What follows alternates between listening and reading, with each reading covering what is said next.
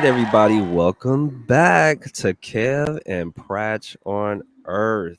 It is on and popping, y'all. Y'all know how this goes. So, before we begin, let me go ahead and let you know. Welcome to the stage of history. I am your illustrious host, Kevin Uncanny Anytime. And yes, I have my beautiful, beautiful co host here, Prach on Earth. Prach, just go ahead and introduce yourself for everybody. Hi, I'm Prachonearth. Earth. I want to inspire others to care about the earth by sharing my journey of self development. All right, cool. And so, what we want to let you guys know is this particular playlist is going to be geared more around the earth changing things that we need to address as far as our planet, right? And maybe a few different like governmental things and some other things that we need to address. But I've mentioned to you guys multiple times that I only have a particular set of skills, all right? That make me a nightmare for people like taking. No, I'm just kidding. But it's I have a very specific superhero skill set, right? And mine is just diving into I don't want to say common sense mindset topics, but it's more just geared towards things that you can kind of conceptualize based off of conversation or things you go through in your day-to-day life. I have this wonderful superhero here that is attacking the issues that we have with the earth itself and how we can start repairing that. Because I told y'all we have a lot of work to do. We got a lot of stuff that we need to address. And it does begin with us, but it also involves taking care of our home, right? Which is this planet and not trying to abandon it and go to Mars, right? So, all right. So what we were going to kind of cover today is humans and the relationship to the earth. And so I've already kind of been going over that with you guys that this is our home, all right? And I've said that a lot of different times, but I want people to really get an understanding of that. The what I mean by that, and I'll give a little bit of a story because one day I decided I was going to just forcefully, right? Not well, forcefully, but purposefully be homeless, right? And this was at a very particular time period, just a few years ago, when I had my son and I was staying with my sister a little bit, and then I was staying at the 3T gym because John said I could stay there. And so in that process, there were a couple things that I thought about. One was from my biblical foundation. I was like, okay, well, Jesus said he ain't had nowhere to lay his head. So how was he operating out here? How does this work? So me being extremist, I was like, let's test it out. So that was the reason why I decided not to actively like right away pursue a like a home or a facility to be in, right? And in that experience, y'all, when he said, okay, sure. And then, I talked to my sister and I was like, hey, when I do have my son, because I was alternating them from week to week. And when the weeks when I did have my son, I was like, yo, can I stay here? And she was like, sure. She didn't have a whole lot of room. So it was like I was on the couch and then my son was in the kids' room. But it helped me to see, like, wait a minute, like, okay, this is interesting because now I'm starting to realize that first of all, the human connection is incredibly important because other people that had resources were able to share those resources with me, right? Based off of their trust level with me. And then I started really realizing, like, well, at the end of the day, if it gets really bad and I have to just give my son to his mom full time or whatever the case may be in this pursuit of happiness, right? Um, I I mean, there are people who stay outside and they're alive. So if push comes to shove, if I were to get in that state, I would be okay for a time period. I don't know how it would go, but there are people in existence that's doing it, is what I'm saying. So um I'm trying to help everyone understand that this planet, this place where we're at, is very important to take care of, just like you take care of the house that you're in, the box that you're staying in, right? When we want to keep it clean and we want to sanitize it and blah blah blah, that's the same stuff we want to do with the earth. There was a lot of big push back in the day, with me, like with Captain Planet and a lot of those superheroes that people that or that I used to watch, where they used to talk about, recycling, taking care of the planet, making sure we're not polluting the oceans, stuff like that. And it's just not really talked about anymore. So that's kind of where we're gonna gear a little bit towards that and give you guys an idea of, hey, we need to start really paying attention to what's going on out here, because we do have the opportunity to give it a measure of repair. And I think we saw a little bit of that when COVID hit. When COVID hit, there was like, I forgot, it was like this article or something I had ran across where they said, oh, the dolphins are returning to blah, blah, blah, because everybody paused doing so much and doing all of this stuff, to where the earth was kind of able to breathe and be like, okay, let me start doing some repair work here and there. So we're going to talk a little bit about some of the climate change. And then Prach on Earth actually introduced me to a new term, and I got to look at it because I totally forgot it. Anthropocene. Anthropocene. So go ahead, just give us a rundown of what you wanted to talk about today. All right, cool. Thank you for sharing your story. That was very interesting. And also mentioning how we let the earth breathe during COVID. I'll run back to that in a bit. Okay. So Anthropocene, for 10,000 10,000 years, there was the Holocene, and that was a period of time where the earth was warm enough to sustain life as we know it, all the diversity that's here. So the Anthropocene, according to National Geographic, is the unofficial unit of geological time used to describe the most recent period in Earth's history when human activity started to have a significant impact on the planet's climate and ecosystems.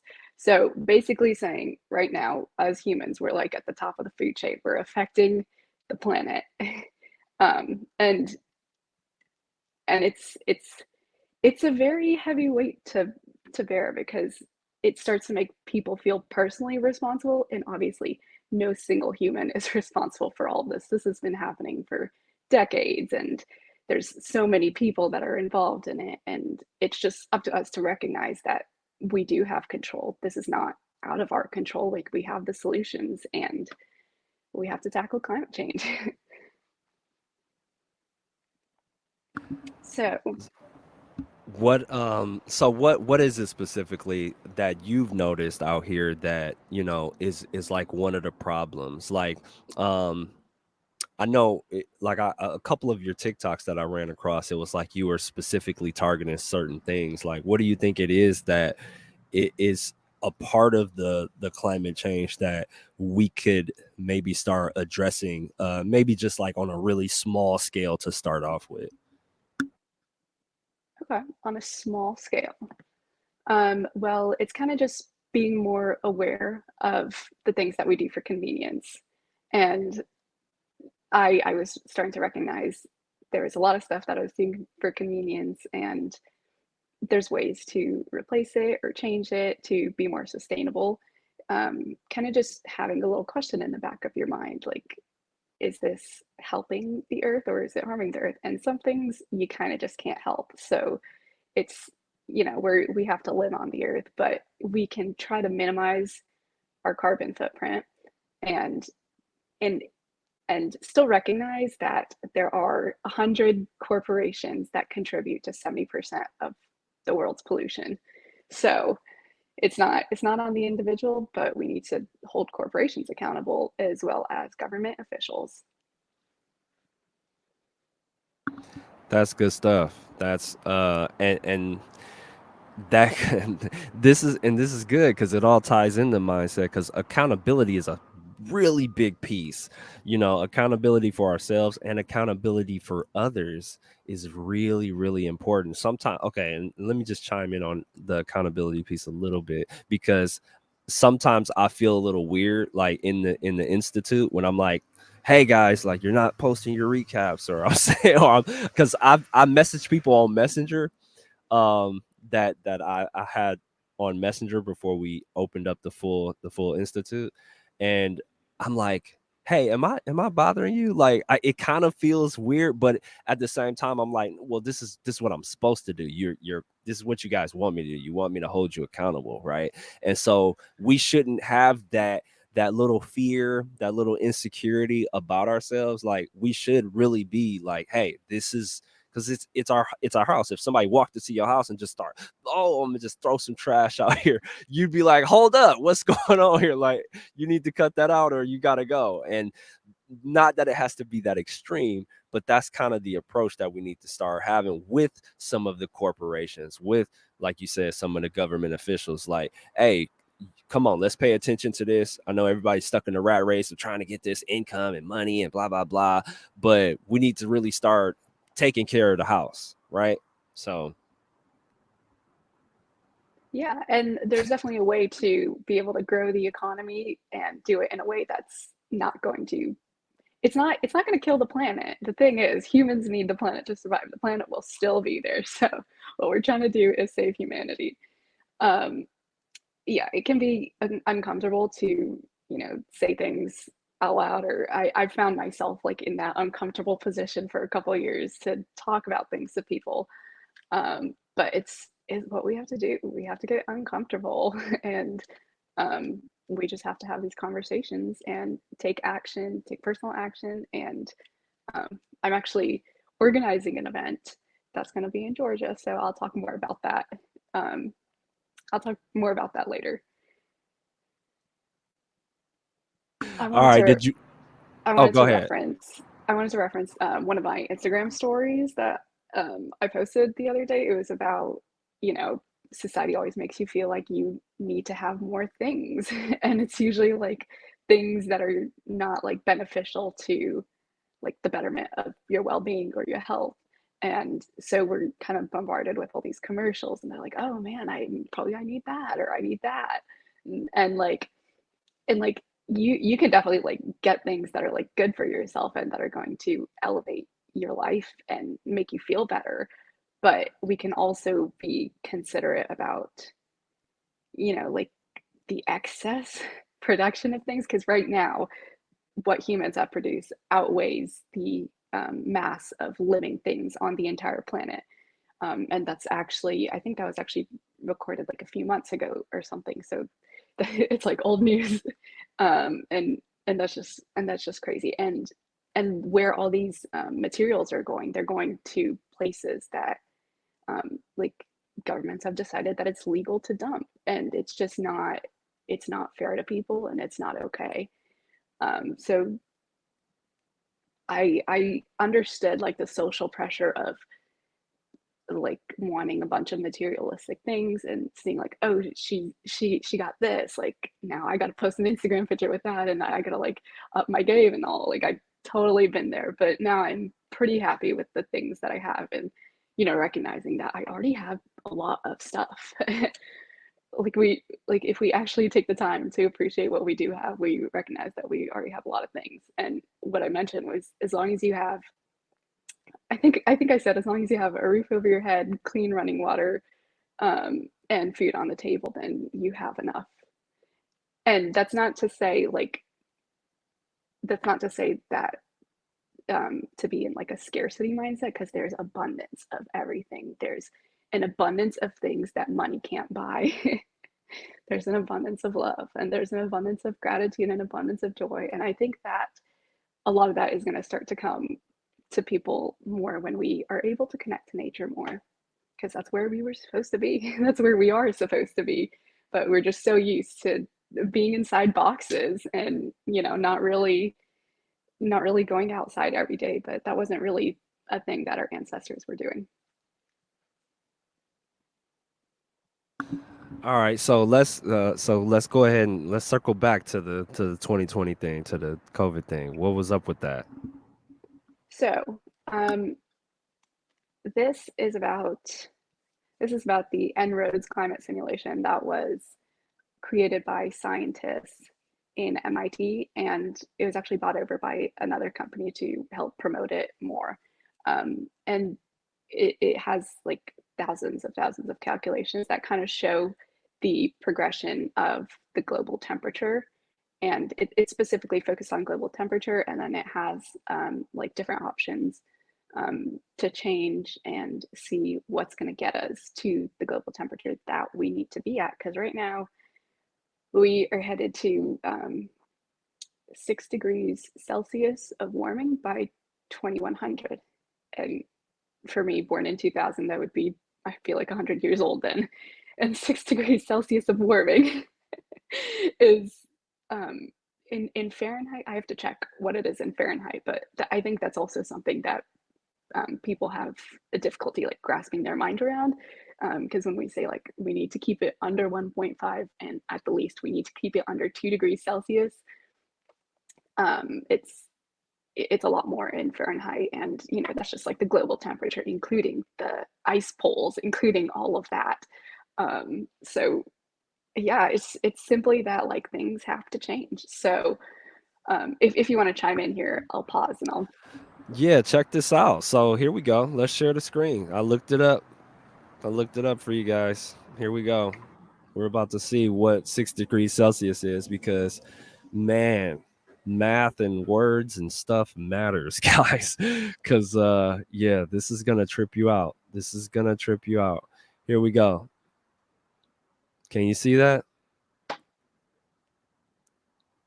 6 degrees Celsius is 42.8 degrees, y'all. Goodness gracious. That's a lot. I didn't know that. That is a lot. That is a lot. What is going on here? Wow. Okay. So yeah, we And got that's some just in addition to what it is now. holy, and it was already like they've been talking about that, right? Like even right now, like the whole well, just specifically in the United States, they were showing like I believe a heat map everywhere it's hotter where it is than it usually is, right? Yeah. Or no? Okay, you seen Yeah. that? Okay. Yeah, man. That's oh my goodness. So far, we've warmed our planet, it, sort of since the start of the Industrial Revolution. It's been about 1.2 degrees Celsius. I'm gonna fact check myself on that, but it's around that much. So that's how much we've done so far, and business as is would put us on what we just saw. So there's no option, and people are making the changes. There are governments around the world that are making the changes. There are just a handful of politicians that are kind of stopping change, effective change from actually happening.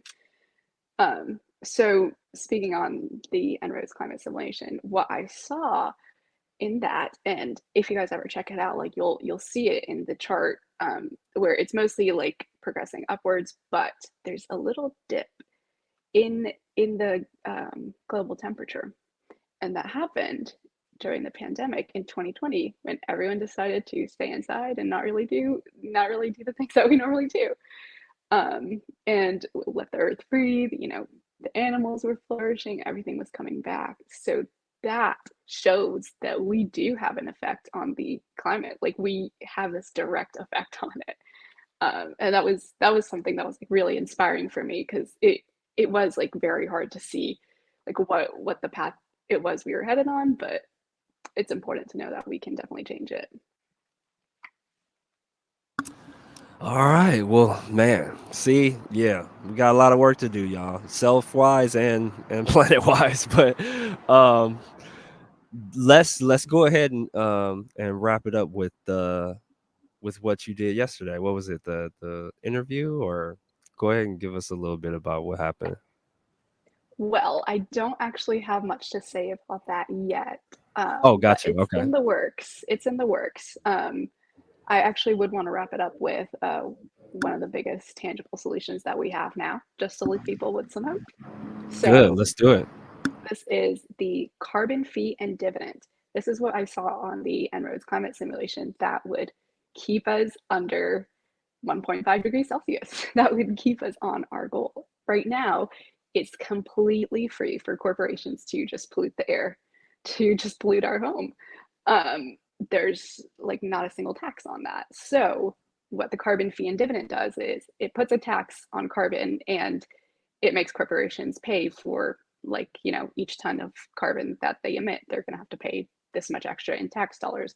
And so that kind of all goes into a pool of money, which is then the dividend part. It's then dispersed to taxpayers based on their taxable income. And it basically, even if like prices for fossil fuels were to go up, it would give back to the people that need it most, to get to work, to do the things that they need to do. And it would also encourage switch to renewables and green energy, because it's not fair for the businesses right now that are trying to do green energy and renewables that don't have the funding. I think the fossil fuel industry gets like a ridiculous amount. It's like something like millions of dollars, or it's like $15 billion a day, and then it's like millions of dollars every second. So while we're talking, they're just getting richer and richer. And that's why we got to put a tax on it. And that's actually something that I'm going to start advocating for. And I'm going to, hopefully, I might be in DC in November. Um, I'm working with Citizens Climate Lobby to kind of spread the word on that and see what we can do about it.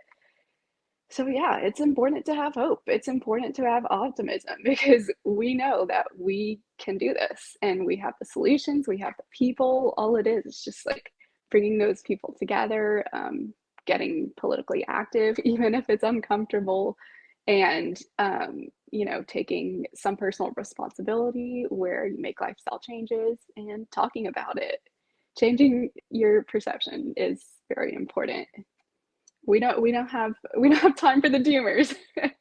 I used to be one, but it's possible. It's possible to take action as an antidote to it. And I'll leave that up to you now, Kev. And when you say you used to be one of the doomers, what you mean?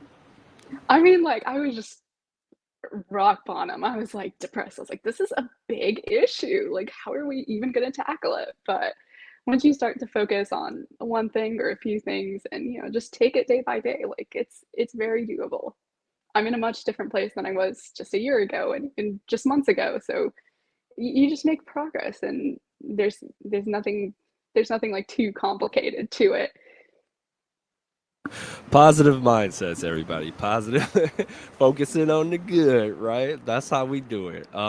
Man, yeah, this is really good. I really appreciate your information, Prach. It's really really good, and this is something that's super necessary. It's something that I definitely care about, because it works in the holistic of all of this. And I just I'm really glad we met. I'm really glad that we'll be covering topics like this, because it's like, yeah, man, we getting the Planeteers back together, man. She's the new woman Captain Planet, so it's on and popping. No, but really think about this information, y'all. It's really important. Even if it's, yeah, the simple stuff I'm gonna watch Captain Planet. I'm gonna start watching Captain Planet because they had good advice.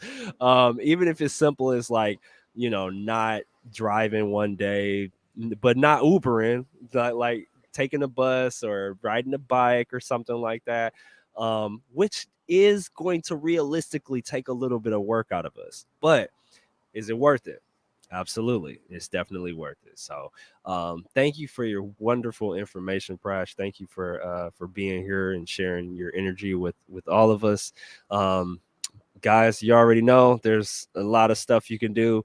We'll start probably thinking about like some links that you guys can look up, some stuff you can do, give you some more things to really really contemplate as you go about your day. But yeah, mindset matters more than anything else, y'all, when it comes to all of this stuff. All right, so focus on the good. Open enrollment for the Mindset Matters Institute is coming up next week, really fast. Three days, because what are we? Friday, Saturday, Sunday, Monday. Monday is open enrollment, y'all. So get ready. All right, if you're trying to jump in. When you're scared to jump, that's what they say. You gotta jump in. So just go ahead and jump in, y'all. Outside of that, go get some gear. All right. I got the V-neck on. Go get some gear. on mindsetmattersmore.store. And yeah, look out for these episodes every Thursday. Every Thursday, we're going to be talking about something related to us and the planet. So, yeah. Did you have anything else, Pratch? No, that this is good. Thank you so much for having me, Kevin, and allowing me to share my knowledge. All right. All right. Well, this is Kev and Prach out, y'all. See you later.